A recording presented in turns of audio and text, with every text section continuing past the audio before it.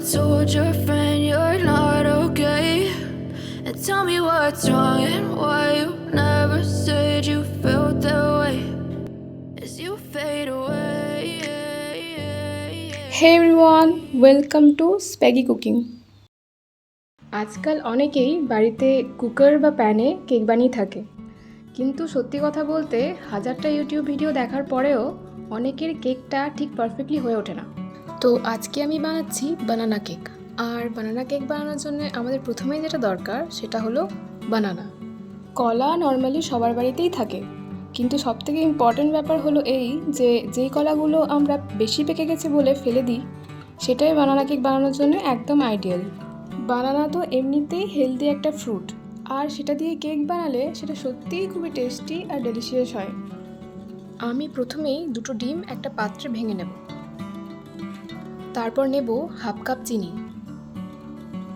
আমি এখন এটাকে একটা হুইস্ক দিয়ে ভালো করে মিশিয়ে নেব যতক্ষণ না চিনিটা গলে যায় আর ডিমের কালারটা হালকা সাদা হয়ে আসে। আপনি চাইলে একটা ইলেকট্রিক বিটারও ইউজ করতে পারেন, এতে সময়টা অনেক কম লাগবে। দেখতেই পাচ্ছেন এখন এটার কালার হলুদ থেকে সাদা হয়ে এসছে। এতে আমরা হাফ কাপ সাদা তেল দিয়ে দেব।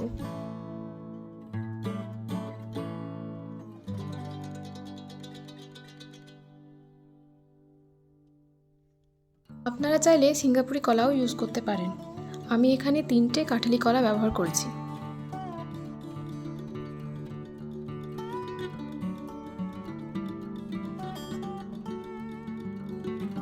এখন কলা 3টিকে আমি একটা কাঁটা চামচ দিয়ে স্ম্যাশ করে নিচ্ছি।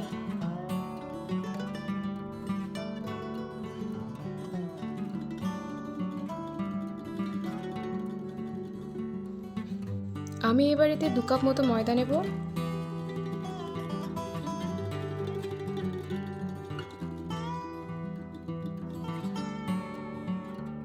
এরপর দিয়েছি 2 টিস্পুন বেকিং পাউডার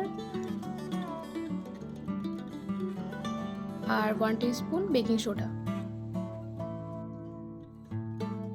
আর অল্প একটু নুন দিচ্ছি, কারণ সব মিষ্টি জিনিসে একটু নুন দিলে টেস্টটা ব্যালেন্স হয়।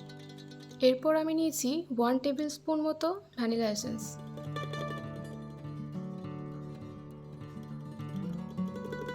আমি আবার এটাকে একবার ভালো করে মাখিয়ে নিয়েছি।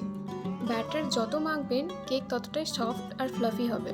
কলাটা আমি লাস্টেই দিচ্ছি, কারণ আমার মনে হয়েছে যে প্রথমে স্ম্যাশড কলা দিয়ে মাখতে শুরু করলে ব্যাটারটা হালকা একটু তেতো লাগে।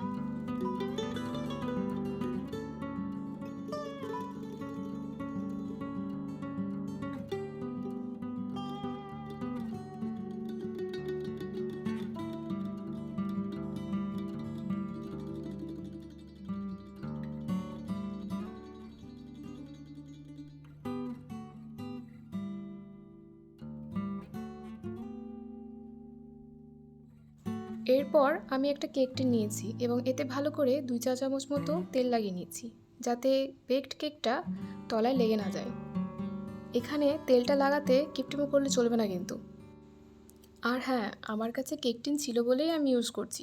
আপনাদের কাছে যদি না থাকে তাহলে আপনারা যে কোনো স্টিলের একটা ফ্ল্যাট, রাউন্ড, স্কোয়ার যে কোনো শেপের একটা পাত্র ইউজ করতে পারেন।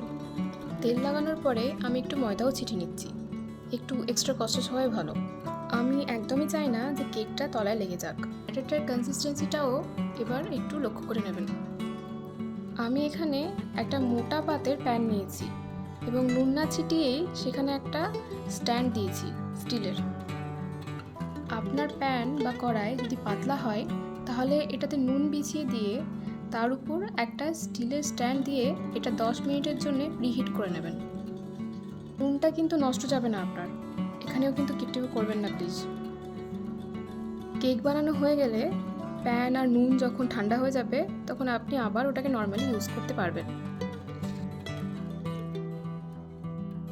একটা টুথপিক দিয়ে কেকের মাঝখানে ঢুকিয়ে দেখে নেবেন। যদি টুথপিক ক্লিয়ারলি না বেরিয়ে আসে তাহলে সেটাকে আরও 10-15 মিনিট বেক করতে হবে। এটা বাটার ক্রিম ফ্রস্টিং। এটা আমি বাড়িতেই বানিয়েছি বাটার, চিনি আর ভ্যানিলা এসেন্স দিয়ে। এটা করা এতটা সিম্পল আমি নিজেও জানতাম না।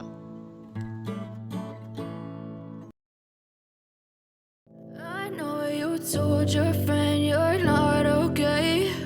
And tell me what's wrong and why you never said you felt that way.